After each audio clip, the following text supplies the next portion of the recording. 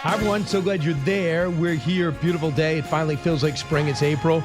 And meanwhile, Karl Rove is queuing up. He's going to be with us shortly. Jim Gilmore, former governor of Virginia, U.S. ambassador to the Organization for Security and Cooperation in Europe.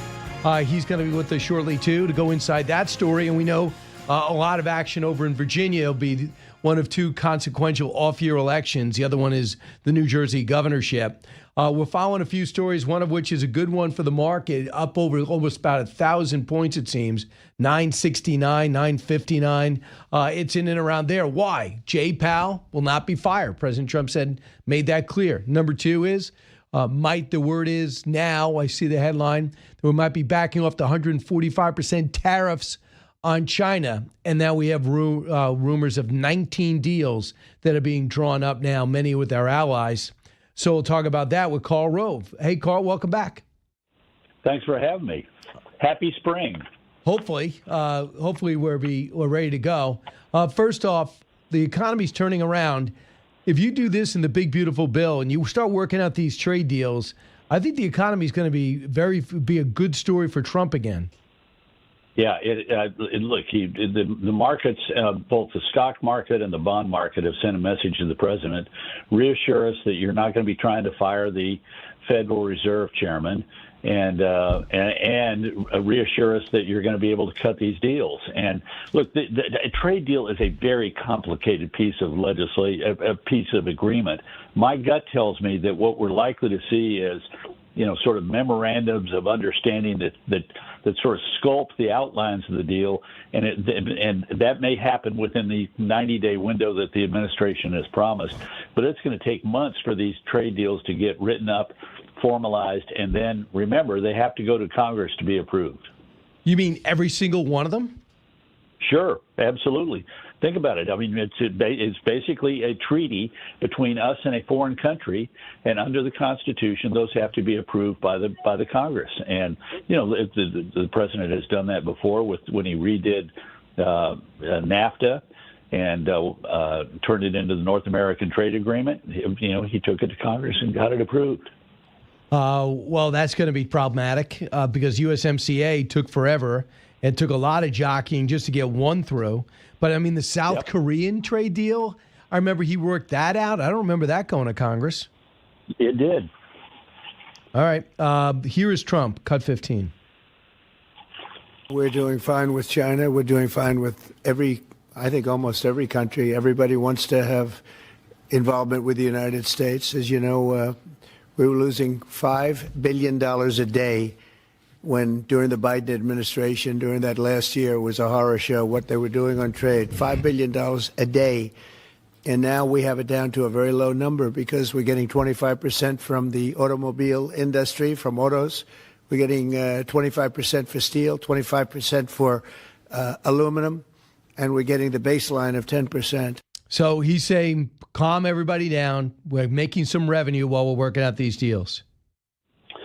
Well, count me skeptical about the amount of money. Even after he did USMCA, tariff income in the final fiscal year of the first Trump administration, after all the trade deals that he'd done and the big redo of our trade agreements with Canada and Mexico, tariff income to the federal government comprised 1.5% of our total federal revenue. And we'll see exactly how much we actually collect. We do know that the trade inflows have dropped dramatically with these threats, which is what the big box guys told him yesterday. They told him, that Walmart and so forth went in to say to the president, there are going to be some empty shelves here shortly unless we can come to an agreement. So, look, I'm going to be hopeful. I'm Norwegian, so I'm not supposed to be optimistic. But I do think that America, while we're basically 30% of the world's economy, we're the rest of the other 70% of our markets are elsewhere. It's to our advantage to get those other countries to lower their tariffs on our products and services and their non-tariff barriers. And it's also advantageous for us to have them lower their tariffs on us and non-trade barriers or non-tariff barriers to trade because they're our marketplace. American farmers grow far more than we can eat. And they make a good price on those because they sell them into the world market. But without that world market, our ag sector is problematic. Same with the auto sector. I mean, one of the reasons that we have such a vibrant auto sector is that we have supply chains where, basically less sophisticated, more, sort of non-technical nuts and bolts are made in Canada or Mexico, brought into the United States, and we do the expensive value-added work here with the top flight workforce that we have. And the advantage is that we can be competitive on the world market where people are paying a lot less on wages in Korea or Japan. We're still competitive. All right, so let's talk about politics if we can. The Democrats think they got a great message. Go to El Salvador and focus on due process, not that he's MS-13, not that he beats his wife, not that he was involved in human trafficking, and I'm talking about Alberto Alberto Garcia. How do you feel about that? Well, look, I'm sensitive to the civil libertarian argument of due process, but you're right. From a political perspective, the Democrats are making a big mistake by putting, what's their message about inflation? What's their message about the markets? What economic message are they sending out there that's causing ordinary Americans to say Democrats have got a better answer? Instead, we're talking about, a guy who looks like a bad guy who went to El Salvador. Look, if the administration wanted to resolve this quickly, they could say, send that guy back. Let us put him in a courtroom. Let us have a high-profile day where we describe all the bad things that he did, and then the judge will authorize us moving him out of the country and back to El Salvador, and bingo. But they're content. The Trump White House loves having this argument because you're right. There we have a bunch of Democrats making their way to El Salvador on behalf of an unsavory person. The more we know about him, the more the American people hear about him, the less they like him. And again, what is one of the great strengths of this administration? It is border security. It was thus so in the campaign. It's thus so today. I live in a border state. I know firsthand what is happening along that border, and it is shocking how much that change there's been in such a brief period of time. And the president's right. We didn't need a new law. All we needed was a different president who would enforce the laws we have on the books. And as a result, the Texas border with Mexico has changed from an utter unmitigated disaster to relatively calm with very small numbers of people attempting to make their way across the border. So I want you to hear it yourself. Congresswoman Yasmeen Ansari just got back from not seeing him in El Salvador. Cut 31. There is nothing more American than due process and the rule of law. My constituents asked me to do this. Over the last 2 weeks, there's no issue that we have gotten more calls about, more messages about than this issue, because I represent a very diverse community. And really? I mean, I find that extremely hard to believe. But he goes, and guess who's going? Cory Booker's going to be going soon. Good luck with that. Oh, yeah. No. Look, it's their base. Their base hates Trump. So anything where they can say, Trump is acting like a dictator, and again, the Trump White House probably loves this. They would rather be talking about this than the drop in the stock market or the lack of consumer confidence or the growing concern about the tariffs. And, the president's numbers on these issues and the polls that are coming out, and there are going to be a raft of polls as we approach the 100th day, are not good. And so why not have the Democrats spend all of their time talking about, an issue on which he has good numbers, immigration, and why not put out faces that are either unknown to the general public, like with all due respect, that Congresswoman, or in the case of think about a couple of people who have jumped out into the discussion last week. We had Joe Biden shuffle onto a stage in Chicago in order to attack the president. I'm sure even Democrats were appalled at that. We had Al Gore in a typical long and winded argument say, well, I'm not going to, I know comparisons to Adolf Hitler are wrong and, not really useful. But then he goes on to compare Donald Trump to Adolf Hitler. And then our man David Hogg, he celebrates his 25th birthday on the 12th of April, and 3 days later announces that as the Democratic National Vice Chairman, he's going to raise $20 million in order to defeat Democrat incumbents, elderly Democratic incumbents, who he thinks are insufficiently left wing. I mean, you can't make this stuff up. And so the Democrats have got a real problem, and they're making it worse, not better. So I want you to see what they're doing now. There's a new push, and it's called, according to the New York Times, dark woke. Their role is to be more crass, to start cursing a lot, and showing more masculinity, and showing a little bit more muscle and I guess aggression. So I'm a little amazed at this. I didn't think they would ever use that term woke again, but they are. So you're talking about the cursing that we're seeing. You're talking about the abrasive confrontation that we've been looking at. I'm just fascinated by what you might think of this method of dark woke. Here's a little of what we can expect to hear of dark woke. It is cut one. This is what kicking the out of fascism looks like. I think I could kick most of their I do that. Somebody slap me and wake me the up, because I'm ready to get on with it. Total bull. Absolute bull. Is once you get successful, don't be a greedy bastard and not pay your taxes. If you could speak directly to Elon Musk, what would you say? Off. So your thoughts about that tactic? Madness. Look, think about who's up for grabs.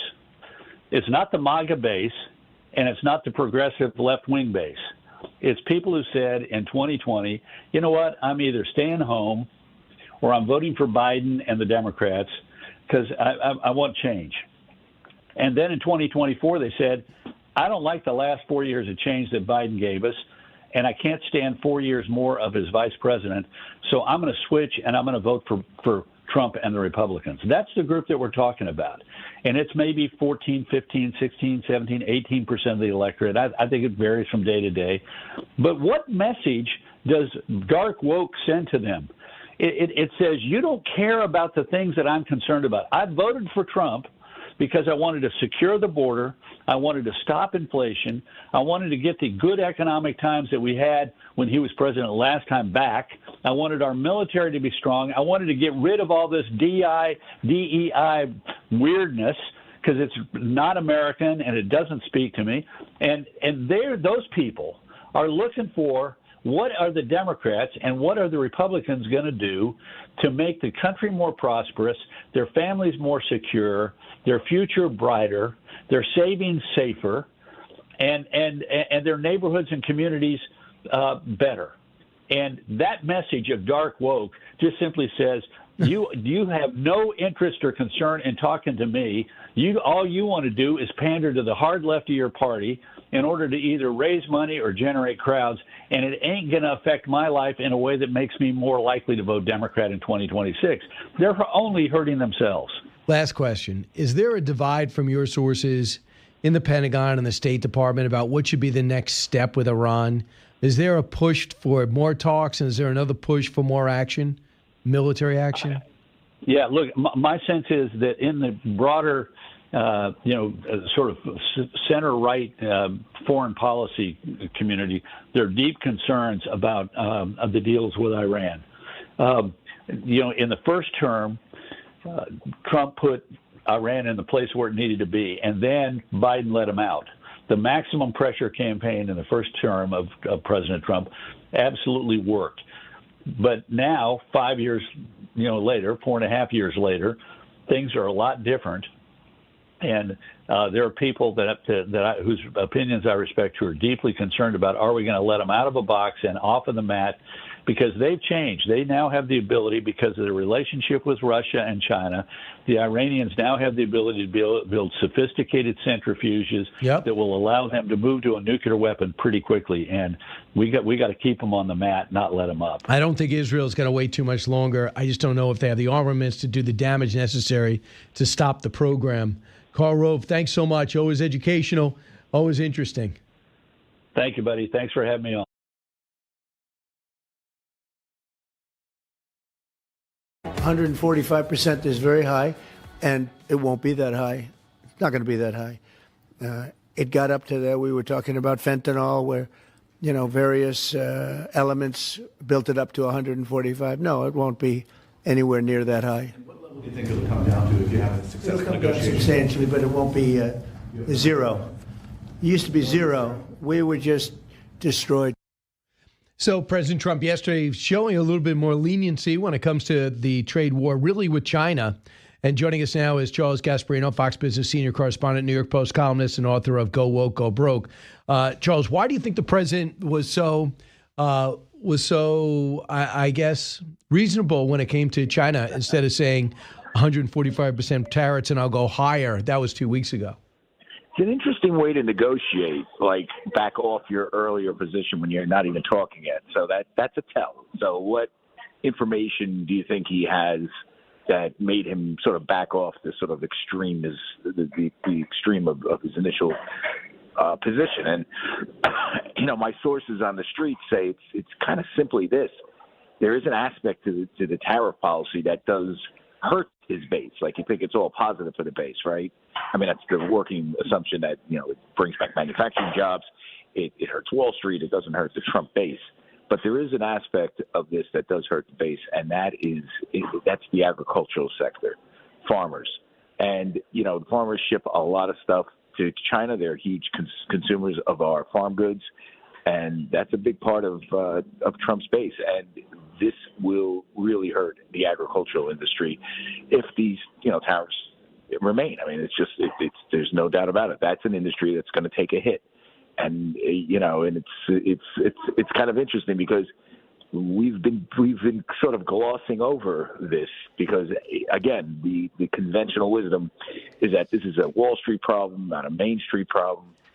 Well, here's where it's definitely like a sort of Trump base Main Street problem, and that's in agricultural stuff. So that's true. Last time he just got him money. He just paid him. Here's some billions of dollars while we work out this. They ended up with phase one, and then the pandemic hit.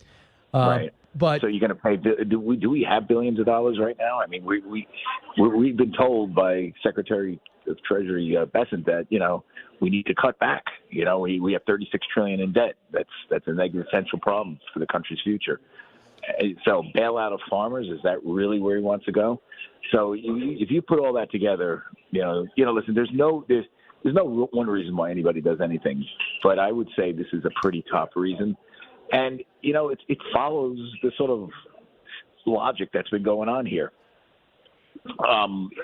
Clearly, the Trump administration paused the tariffs on everybody when the markets reacted like they did a couple of weeks ago, particularly in the bond market, which was seizing up, and it was, it would hurt lending markets. And that when you mess with the plumbing of the banking system and, hurting people, our ability to borrow, that's a real problem. So that's why they paused back then. And this whole softening with China is because China buys our stuff, our farm stuff, and that's Trump country right there. So the Secretary of Treasury said the same thing. He says the Chinese tariffs currently, this whole thing is unsustainable, expects the situation to de-escalate. One area in which we know there's a problem is with magnets and rare earth, correct? Say that one more time. We know what, yeah, I could hear. Magnets and rare earth are a problem. Yeah. I mean, yes. And, our economies, believe it or not, I mean, listen, Trump's on and the administration are on very solid ground when they say, China's a bad actor in trade. We all know that. They should have never been let in the WTO back in 2001, right? I mean, that's really clear because we thought we let them in the WTO and they would modernize and liberalize their economy and their politics. And it didn't happen. Actually, they became a worse player in global trade. We opened up to them, and they screwed the world, right, and us. That's clearly an issue. But the other issue is our economies are intertwined. We get stuff from them. It's just and to stop it in midair is going to cause a lot of friction, a lot of ruction, as they say. So Charlie, there are a couple of things are going on right now. Looks like the Indian deal with India looks like it's moving forward. The Japan deal looks like it's moving forward. But can you educate me? Because I just thought you frame it out and let somebody else work out the details. But if all of these deals need such detail in order to be signed off on, this is going to take forever. Right. Yes, I think that's a great point. I'm sorry, I'm at a conference right now. I'm taking time out from my conference to talk to you. But, here's the thing, Brian. None of these deals are going to happen tomorrow, right? I can tell you that the Indian deal, I heard Japan is several weeks away. If it happens, it's probably going to happen. India, same thing, maybe sooner. But, again, it's not happening tomorrow. All these things take a long time to paper over, and then last-minute glitches occur often. And by the way, these are the easy ones. You know that, right? I mean, you can cut deals with Indonesia, Laos, Japan, and and India because they're all our friends. Wait until we get to China is the big kahuna. That's not our friend, but there's others too that we'll butt heads with. So this is going to take a while. I know the markets are jubilant over this stuff, but I covered the financial crisis. I'm not saying we're in the same thing with the financial crisis, but I've covered these sort of cataclysmic moments, and markets often search for reasons to trade up. The stock market, and even the bond market. This could be one of those reasons because we're a long way from figuring this out. This is rhetoric, and it's good rhetoric. Don't get me wrong. It shows that I've always said. I said it on your show. There was always room to negotiate here. They need us. We need them. Trump wants the ports, right? The ports around the Panama Canal. He wants that delivered to an American company, BlackRock. The Chinese have to prove that because it's a Chinese company they're buying it from. You see what I'm saying? There's room to negotiate, but it's the devil's in the details, particularly with the tough ones like China. And I will say this about China. Based on what I know about just the way China Inc. works, you can't really diss them, like disrespect them in public and expect them to easily negotiate. I had this conversation once with a Chinese economic official once, and he started bringing up, Trump was going to hit him. This is back during Trump 1. Trump was going to hit him with tariffs, and he was talking about the opium wars. If you know anything about the opium wars, it's the time of imperialism, Western imperialism over China. But it was Western imperialism over China. They're never going to return to that, and that still stings. So remember, you're dealing with cultural differences here too. Now, it's not just a pure negotiating point. It's not like dealing with banks. But there's certain things. So, Charlie Gasparino, what things, other stuff can be worked out on percentages, but what has to change? In my world, I would love the fact that they keep on knocking off our products, making it cheaper and selling it alongside of us. The IP that has to be delivered on a regular basis. And, the quality of product is something consumers can decide on, and we have to be able to take back certain industries as a matter of national security. But do you think some of this stuff is on the table? Of course, it's all on the table, and that's why it's going to take months and months. I mean, listen, I've asked people, CEOs that deal with this, deal with China, how long is this going to take? Months, and that's if they really want to deal. Maybe we could just, call it a day. I mean, that's always possible, that both sides say, all right, let's go back to normal. Kind of don't think that's going to happen. So remember, this is why I'm saying, these market reacts off of headlines, particularly the stock market, very, very contingent and on headlines. But, there's a lot of ups and downs to go here, and particularly with China, which is a huge thing. I mean, if we don't sell our agricultural products to China, that's a huge part of the farm market that gets clobbered. So I want you to hear what you had this story first. Elon Musk is making a move to go back to Tesla and put more time in it. Here's what he said, cut 33. Starting probably in next month, May, my time allocation to Doge will drop significantly. I'll have to continue doing it for, I think, probably the remainder of the president's term, just to make sure that the waste and fraud that we stop does not come roaring back. But starting next month, I'll be allocating far more of my time to Tesla. So what does that mean for the company, and what does it mean for the country? Well, I always was a big supporter of Elon and Doge. I thought he was doing God's work. Okay, I don't care if they only save $100 billion as opposed to $3 trillion. I mean, anything they save is great, and I think they'll save $500 billion when this is over. That's what I think. I've heard that. That's a realistic estimate, and that's really good. And then maybe you apply those principles across the board. So I think what he did was really great. The problem is that he's a CEO of a public company. And I think I might have even said this on your show. I was first to report that he was going to step down at some point, and that he was going to announce it during the earnings call. You just knew it because investors were like, okay, well, you're doing this. This company is kind of falling apart right now. I mean, they have some real structural issues. Stock has been getting crushed since the beginning of the year over a lot of reasons, including the tariff issue. Remember, they're heavily invested in China, right? I think they sell a lot of their stuff in China too. They sell the EVs, and then it's the political aspect, which is hurt. Elon's become a lightning rod, and he literally alienated a big chunk of the EV user base. I mean, I don't have an EV, but people that get them are generally left of center Democrats. A lot of people are environmentally focused that get them. Even though I think the environmental argument is dubious, that's for another show based on a lot of stuff, including strip mining of chemicals that you need to put in those batteries. But be that as it may, he alienated part of the base. And then the company has some issues, regarding, rollout of certain new models.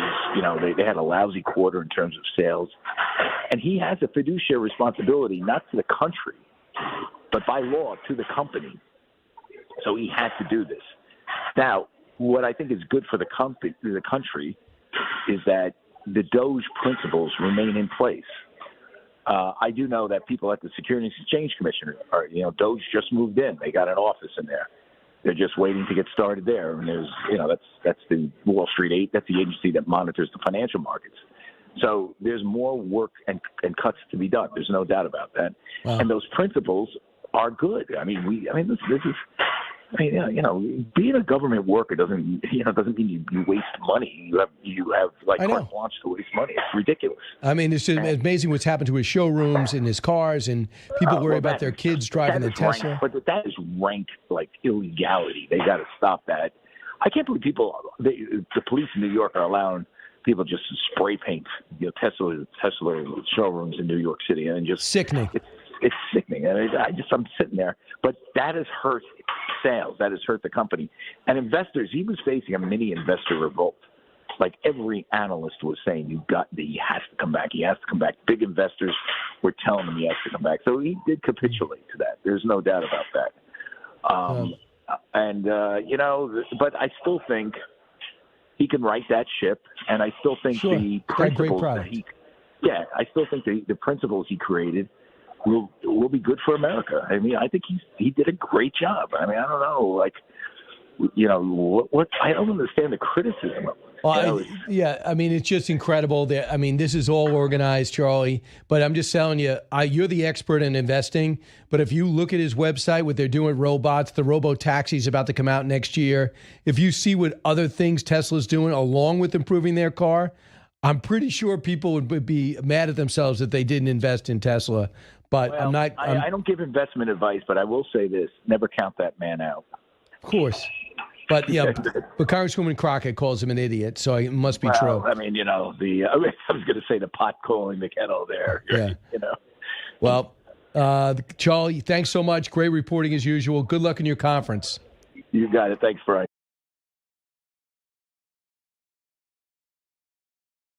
Let's get to the big three. Number 3. Taking petroleum-based food dyes out of the food supply is not a silver bullet that will instantly make America's children healthy, but it is one important step. That is Marty McCary, Fixing Our Food, RFK Jr., delivering for the MAHA movement. Exciting for the whole country, not Democrats or Republicans, for parents and people. Kellogg's is already helping out. Number 2. China was taking us for a ride, and it's not going to happen.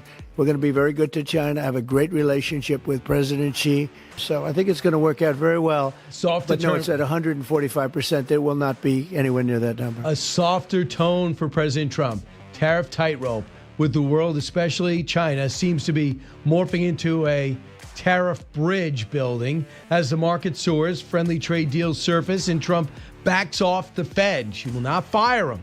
So we have the market mayhem and intrigue next. Number 1. Nobody does their marketing better than Democrats. How is dark woke any different from before? I know that at some point the Democrats will get their act together. I just find it really hard to imagine what that looks like right now. I just hate for the country that the word woke, it still matters. DEI still matters to them. They understand it's been rejected, going dark on purpose. Dems' new plan, no class, all crass. Dubbed dark woke. They believe it will bring them back to power. In there, as their nemesis, Elon Musk, goes back to Tesla. He lost 71% of his value with the money that he's invested there. With us now is Rich Lowry. Rich, welcome back. Hey, how's it going? So what do you think of this idea? Once the chief, always the chief. I know, we're going to get to that. What do you think about this idea of dark woke? Listen to dark woke in action. Start cursing a lot and be aggressive. Be masculine. Cut one. This is what kicking the out of fascism looks like. I think I could kick most of their I do that. Somebody slap me and wake me the up, because I'm ready to get on with it. Total bull. Absolute bull. Is once you get successful, don't be a greedy bastard and not pay your taxes. If you could speak directly to Elon Musk, what would you say? Off. How does that go? You've seen a lot. You've seen a lot of political campaigns. Is this that seemed like something that's built for success? No, it feels so contrived. I mean, Tim Walz sort of started this. And this is one of the reasons he was picked as vice president, right? He was supposed to be the tough, normal guy and wears flannel shirts and at least owns a shotgun, even if he doesn't know how to handle it. And it's just it's false. It's not going to work for them. It's true that Trump is cruder than the average politician, but it's part of a persona that's deeply authentic and works. And none of this does. You know, it feels like, you know, if you have a kitten, sometimes the kitten get mad at you and it'll hiss like it's this fierce tiger, and it's just funny. It reminds me of that. This is kind of amusing and ridiculous, but it's not going to work. Yeah, so Governor Gavin Newsom says this: we have not done a forensic of what just went wrong, period, full stop. I don't think I know it. I mean, to the extent that I'm originally part of this party, which is kind of weird, I represent the state larger than 21 state populations. I can assure you, there's not been a party discussion that I am aware of, and that includes anybody in the state of California. I don't know what the party is. I'm still struggling with that. Now, his problem is his record. I mean, they don't even do movies in California. Big story in the New York Times today. Nobody's even doing movies here. It's too cost prohibitive. They tax you once you leave. They have shut down oil fields. They don't drill anymore. They're shutting down refineries. They're threatening companies not to raise gas prices, so those companies are just moving out with their gas. So all his policies are awful, but it is kind of interesting that he says no one's reached out even to brainstorm with him. Yeah, so I give him credit for trying to think it through. You know, this is part of having the podcast with Charlie Kirk and Steve Bannon on it, you know, saying to Kirk it's not fair for males to compete against females in sports, which shouldn't be such a brave revelation, but it is if you're a Democrat. But his record is terrible. He'll be like Kamala Harris. He's more talented than Kamala Harris, but he'll be like Kamala Harris except for her, you know, her change. Everything she'd said that was woke went back to 2019. Everything here goes back to 2024, right? It was just the day before yesterday when he was a standard progressive politician from California, but at least he gets they need to rethink stuff. So Rahm Emanuel is probably going to run for president. He'll see if he can get as a moderate, if you think he's that. He was a terrible mayor in Chicago, better than the one they have now. But listen to him get reamed by this podcaster, Jennifer Welch. Cut 3. We were really south on kitchen table issues. We weren't really good about the family room issues. I disagree with you. I disagree with you 100%. Okay, the only room we were do really well was the bathroom, and that's the smallest room in the house. That is such bull. That is total bull. That is buying into the right-wing media narrative, and I'm so sick of Democrats like you selling out and saying this. You know who talks about trans people more than anybody? MAGA. MAGA is the most genital-obsessed political party I have ever seen. That is so funny. I mean, just to see it. So good. What is Rahm Emanuel thinking to himself? Who is this person? It's so good. Not in the living room or the family room, but really good at the bathroom. That's so good. Look, he gets it. He's really smart. I don't think he ever would have taken the party down this woke avenue that they've gone so destructive. He is an Obama Democrat, which is amazingly relatively moderate compared to what they became. I don't see much of him as a presidential candidate. He feels more like the chief of staff type. I think any Democratic president would do well to have Rahm Emanuel as his chief of staff, but he's going to go kind of hold the flag up for a more reasonable party, and get shot at. But he's a smart guy and capable of defending himself. So the market's up another 1,000 points after being up 1,000 yesterday, and it has to do with Trump coming out saying, "I'm not firing Jay Powell," as Chevron coming out, the CEO saying, "I don't see a recession in our future," and then the new tone with China. Listen to this, Cup 15. We're doing fine with China. We're doing fine with I think almost every country. Everybody wants to have involvement with the United States. As you know, we were losing $5 billion a day during the Biden administration, during that last year, was a horror show what they were doing on trade. $5 billion a day. And now we have it down to a very low number because we're getting 25% from the automobile industry, from autos. We're getting 25% for steel, 25% for aluminum, and we're getting the baseline of 10%. So he's saying we're getting revenue. He said it's not going to be that hard. It's not going to go down to zero. He said we're going to be able to work it out. Your thoughts about where this is heading? It's clearly just a continuous walk back now. The China tariffs, as Scott Bessent told this investor conference yesterday, they aren't sustainable. 145%. Even if you don't like China, I don't. Even if you think we should have more of our own supply chains that aren't dependent on them, which I do, this is going to be hugely disruptive. They're going to be empty store shelves. It's going to be a little bit like the pandemic, not quite as bad, and totally created by this edict from on high. So I think in the internal struggle over Trump and where he is on this, I think Bessent is winning, and that's a good thing. Right. And, so we don't see much of Lutnick, and certainly not Peter Navarro, who was booking himself on things. Yeah. So. Yeah. I mean, you can't blame Navarro. The president made the decision himself, but he is the hardest core protectionist you can get, or you have in the upper reaches of the government. So if we get some sort of deal with China, then I don't think the reciprocal tariffs are coming back. I wonder whether these sectoral tariffs that he's talked about, pharmaceuticals and whatnot, coming, I wonder if they will happen. I kind of think the auto industry will end up getting their tariffs off. So then you may end up with a 10% universal tariff, which I don't like. Still don't think is a great thing, but it's not as disruptive as all these other tariffs that have been piled on top of it. I want to list the 10 items, especially the magnets that we need to make in our country. As Elon Musk said yesterday, I think might have to hold up production on the Tesla cars because I need the magnets. So yeah. and they have all the magnets and they know it. So we have to have an emergency situation to handle things like that. So Rich, thanks so much for tackling this issue on Long Island, which Colorado lost. Every state has to change and get away from any semblance of reference to an American Indian. And now the ridiculous governor of New York has mandated that all American Indian nicknames be removed, or they're going to start removing school officials and withholding state aid. You wrote a column about this, especially in my town of Massapequa, Indian tribe, and Wantagh. One's chiefs, one's warriors. Yeah. So your town is named after an Indian tribe, right? And it's not meant to be disrespectful. And it's a tradition, I don't need to tell you, the town values, reveres.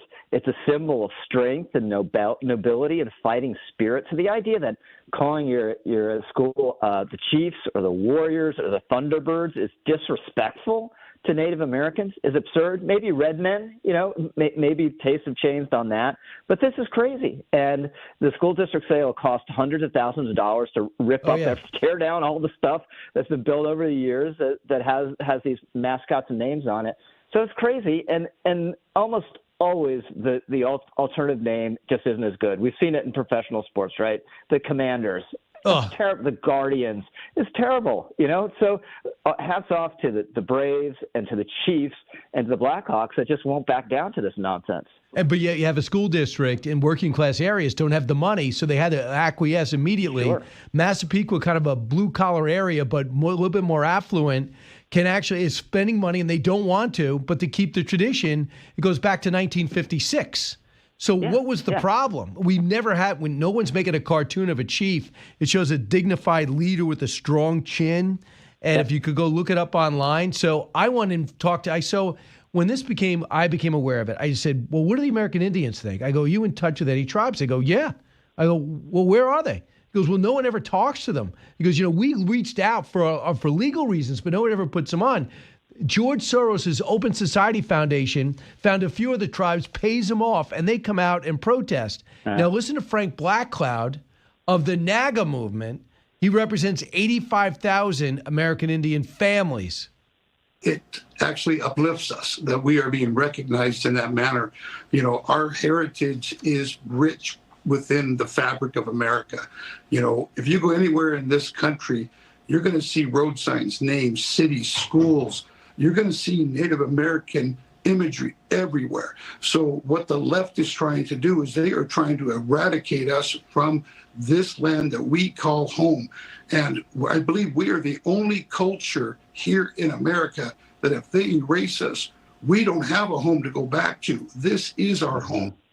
Mm-hmm. I mean, isn't that well said? Wow. Yeah, very well said, especially the last part of that. Wow. That's powerful. Yeah, it's perverse, right? You have people wanting to honor this tradition and part of our heritage, and you have the woke people say, no, you can't do that because it's too offensive, or it harms learning, which is one of the most absurd claims possible, right? That if your team's called the Chiefs, that you can't learn algebra. It's crazy. Right, but the thing is, so people say, well, the state will pay for it. Really? If the state's got money, how about helping us catch up to the damage from the pandemic? The grades are down across the board. Maybe you could get some tutors to underprivileged kids that don't have some of the special services in their school. Instead, you got to rip up turf and rebrand with something generic. So they're going to keep fighting, and it helped that the president weighed in on it. Were you surprised? A little bit, in that you just never know what's going to catch his attention. But there's that New York Post headline that the town wanted his help, and he reads the New York Post. So, and he's not going to be in favor of wiping out the Chiefs. That's for sure. And we'll see what Linda McMahon comes up with. The obvious recourse would be to threaten the New York State's threatening these districts with cutting off their money, and then the feds come in to threaten New York State with cutting off their money. But this just shouldn't be happening. It's a travesty and a symptom of the continued craziness of our times. We've beaten back a lot of this woke stuff, but it still rolls on in other forms. And just remember, Thomas Jefferson was taken out of City Hall by that loser mayor. Yeah. What's his name? De Blasio, the worst mayor ever, the laziest, most. And by the way, he blew the whole city. The city was on a roll after Bloomberg and Giuliani. And he was the one who said, we got to get Thomas Jefferson had slaves. We got to get him out of here. Oh, also wrote the Declaration of Independence. But I don't want to slow you down. I'm sure we didn't really need him as a founding father.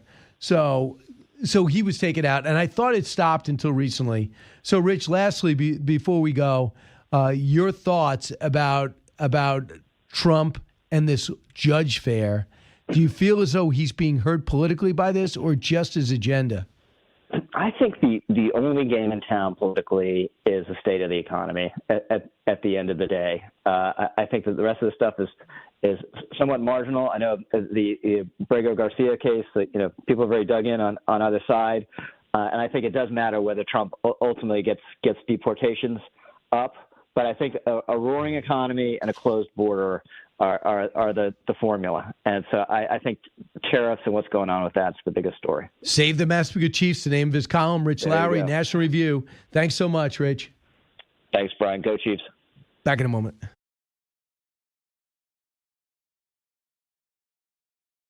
Today, Wingate Elementary School in the Bald Eagle Area School District announced it's closing in-person classes for 2 weeks starting tomorrow. This is after a staff member tested positive for COVID-19 yesterday. And we begin with breaking news out of Augusta. Spirit Creek Middle School closing down because of coronavirus. We understand 1 student is positive, 11 students and 6 employees are now self-isolating. Our other big story today, Etowah High School stopping in-person learning for the rest of the month. The high school making news this week after a first day photo went viral showing a big group of seniors close together and they were not wearing masks.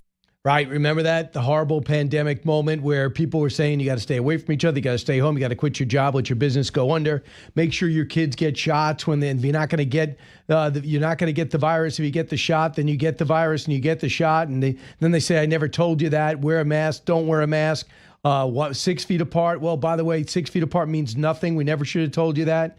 all these people that just actually made everything so much worse after the Chinese virus poisoned the world, and they were never declared responsible, but we all know they are. We just want to give you a sense of the school closures and the kids and what people went through, and then for a year and a half not around people, and almost everyone's grave suffered that I know of.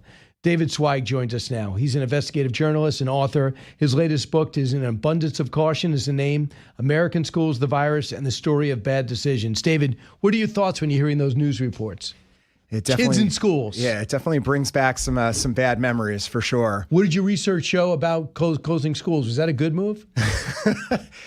No, I take about 450 pages to describe why this was, in my view, probably the most catastrophic consequence, other than people dying, catastrophic consequence of the interventions that were put into place.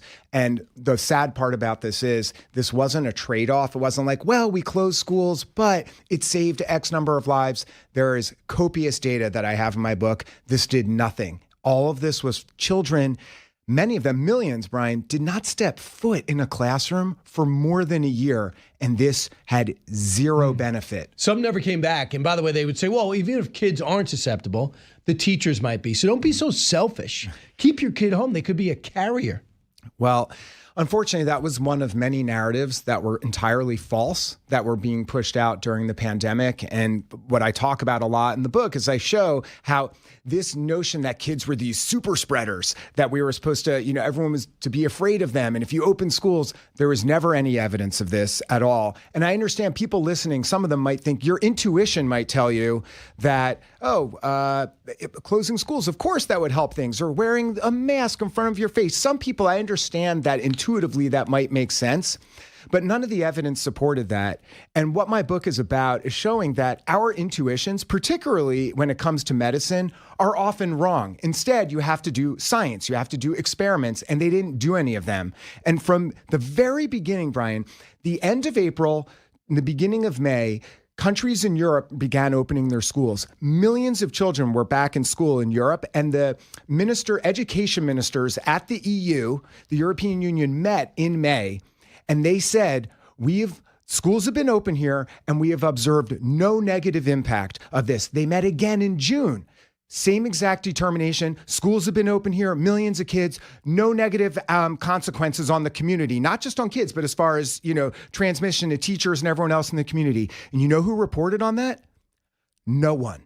And that's one of the things that set me on my path. I ultimately wrote about it in June. Can you imagine this? This wasn't like an obscure medical journal or a blog. Yeah. This is the EU, and they met and said, there is no negative consequence of millions of children being in school, and our media and, importantly, the health officials, everyone ignored this. It was an astonishing moment. Here is Anthony Fauci, Cut 43, talking about schools. That right now we have to start implementing both containment and mitigation.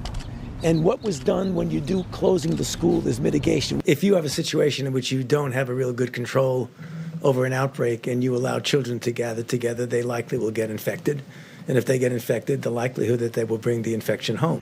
Right, simple as that. But then again, you heard him say that, unless that was an impersonator. But listen to what he said a short while after, Cut 44. They always come back and say Fauci was responsible for closing schools.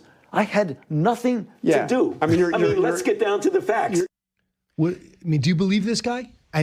Look, Anthony Fauci wasn't there with a padlock himself in his hands, but the problem is what Fauci said, the teachers unions leaders, and a host of other, public health officials and pundits and the media at large, they said, we can open schools only when it's safe, though. So now they can argue after the fact to say, I always wanted schools open, but it just had to be safe. It was a sleight of hand.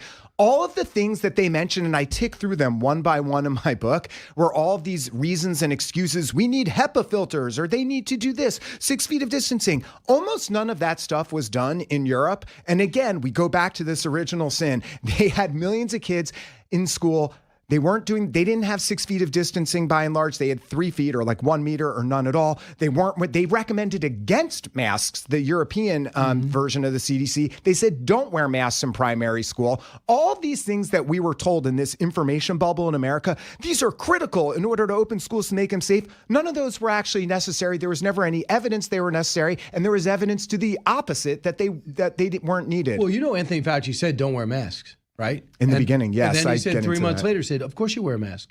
And then he said, wear 2 masks. And then I had Burke. She told me on camera we should consider goggles because you could get the virus through your eyes. Yeah. I mean, and Deborah Birx, by the way, never intended there to be 15 days to slow the spread. That was actually a ruse. All along, she purposefully didn't tell the president, didn't tell the American people. All along, she knew it was going to extend. And sure enough, after 15 days, you may recall, they then just tacked on another 30 days. And there was basically crickets when this happened. So like the thing that I try to show in my book, like because there were bodies piling up in the New York hospitals and refrigerators and things like that. Yeah, well, that the idea that these interventions over the long term were going to have any benefit was ridiculous. There are tons of studies and data through history that show that this type of intervention is not going to be effective. And I explain why in the book. And like the main thing that I try to show at the book is like, I suspect your audience already has some cynicism about how things work with the media and at large. But what I show is I actually give people information. They're going to have the tools to actually see how the gears turn behind the scenes. Like the book's not about the pandemic in that regard. It's sort of like that's a case study to see, oh, this is actually what happens with the media, how stories, it doesn't mean there's an error in a story or mistakes, but how they are framed within the New York Times. I sort of walk you through. So that way I want them to finish reading the book and be prepared for the next. It doesn't have to be a pandemic, just the next crisis or even just our day-to-day acrimony in our country and the way the media works with certain powerful institutions. I want you to Robert Kennedy. He's talking about pulling back on the vaccines. Now, believe it or not, they're still mandating it in some schools. Cut 45. The COVID vaccine, the recommendation for children was always dubious. And it was dubious because kids had almost no risk for COVID-19. Certain kids that had very profound morbidities may have a slight risk, but most kids don't. So why are we giving this to tens of millions of kids when the vaccine itself does have profound risk? We've seen huge associations with myocarditis and pericarditis with strokes. We need to ask questions and we need to consult with parents. We need to give people informed consent, and we shouldn't be making recommendations that are not good for the population. And firing them or kicking them out of school when you don't adhere to them. So people say, well, you should ask questions, but you really have no power. You at work, you get fined, especially, were you in this city? Right outside the city. Do you see how Cuomo ran this state in this city? I certainly do. Getting into buildings, getting around subways. He used to send inspectors into restaurants and see if a cook had their mask down. So you could be as defiant, and your instincts were right in writing this book, and say, I'm feeling we're just being led astray here, but you had no power to stop it. That's one of the things that I talk about in the book is this idea there really is a tyranny that happened, and perhaps it was well-intentioned. I don't want to ascribe, what the motives were amongst the people in charge, but no one can argue that there wasn't essentially a tyranny from the officials from above. When you have millions and millions of healthy children, this has never happened before, who weren't allowed to go to school, while at the same time, casinos were open, bars and restaurants, adults could do what they want. Gavin Newsom, his kids were in school because they're in private school. But all the millions of kids, particularly underprivileged kids, they were out of luck. I mean, it's incredible. It's people want to memory hole this, I think, understandably, because it was such a crazy time. But it's really important. What I tried to do with this book is to create a record of what actually happened and show there's lots of behind the scenes kind of bombshells in the book where I show what actually was going on, that the things we thought were happening weren't actually happening. And why would someone benefit by telling us untruths? How would someone benefit from that? I think a lot of it is, and I talk about this in the book, is this psychology of, think about who goes into public health. Why do you do that? Well, it's because you think there's going to be a benefit of the type of work that you do. And the reality is that over and over again throughout history, we see that our intuitions about what things are going to work are wrong. And you know who's particularly bad at predicting whether interventions will work? Doctors and public health people. And I cite a bunch of studies on this, and they tend to constantly overestimate how effective these things will be. So, of course, it makes sense. You have Fauci and all these other people sort of forcing all these interventions on society, even though the actual benefit of them nowhere matched what they said that it was going to be. So as you go through this book, who are the people that you would say their intentions aren't bad, but who do you just listen? I cannot justify almost anything they did. Well, I would say, to me, it all does come back to health officials and then secondarily the media, and how, because journalists, by and large, and I have lots of examples of this in the New York Times. You couldn't say China virus. They couldn't say right. couldn't say lab leak. Couldn't say lab leak. You couldn't. But what they also did was, journalists' most basic duty is to ask questions, be skeptical of those in power, and think about traditionally what they're supposed to be pressing back on. Like big business, the church, the government, like all these large, that evaporated. So you have these lengthy articles in the New York Times and elsewhere where they are, and I give lots of examples of this, where they're quoting quote unquote experts, or sometimes they didn't even give any attribution, just as experts say. There was never any investigation. There was never any, well, wait a minute, they're saying experts tell us we need HEPA filters before a child can go back in school. This was made up. And I traveled to the ends of the earth in the book tracking down this HEPA filter thing, because they literally— Where did it come? I've never heard of it until right. It's like exactly. This was something, and by the way, this all dates back to Johns Hopkins, their public health school, and all these quote unquote experts were making these claims about things that were required for children to be in school. Meanwhile, you have kids. Think about some kid in the Bronx who's dependent on playing football to get a scholarship. He's going to be the first kid in his family to ever go to college. Well, guess what? His entire life trajectory now has been changed because that football season was terminated. We know, look at that, for example, you look at the grades, they still haven't bounced back yet. That's right. I mean, so much attention has been paid, rightfully so, on learning loss, and there is tons of data showing that the less you were in school, the worse the outcomes were. And now Randy Weingarten says, I was all for going back to schools. We know that wasn't the truth. Listen to her. Full-time is going to depend upon what's going on with physical distancing and what's going on with the variants. And I just hope this is not a rush to put in twice as many deaths in a place where we're really starting to get things reopened. 97% of the schools are open for in-person learning. Not 5 days a week. About 60% of them are. The real key right now is that about 2/3 of our parents, particularly Black and brown parents, don't trust it. Everybody yearns for normalcy. You're not going to have normalcy in the middle of an Omicron tsunami. She's the worst. There are so many things wrong with that clip. And one of them, and this is a fascinating study that I talk about in the book, people like in this clip were citing, well, many Black and brown parents don't want their kids in school. We need to listen to them. Here's something that people don't know about that I talk about in the book. What they found was, once they actually opened schools in different areas where they were closed, guess what? The parents then agreed that schools should be open. In other words, people tended to agree with whatever was happening. So you have lots of Black and brown parents in their districts where schools were closed, and they were saying, yeah, we want to keep them closed. But once they were open, they're like, yeah, let's keep them open. People tend to, I guess, have more faith in some of our institutions than we realize. But there weren't any leaders, Brian. People were too cowardly to actually lead and open the schools. All right, David Zweig, congratulations on your book, An Abundance of Caution, How American Schools, the Virus, and the Story of Bad Decisions. Good job, David. Thanks, Brian. It's outrageous. Hopefully we'll never have to go through this again. Back in a moment.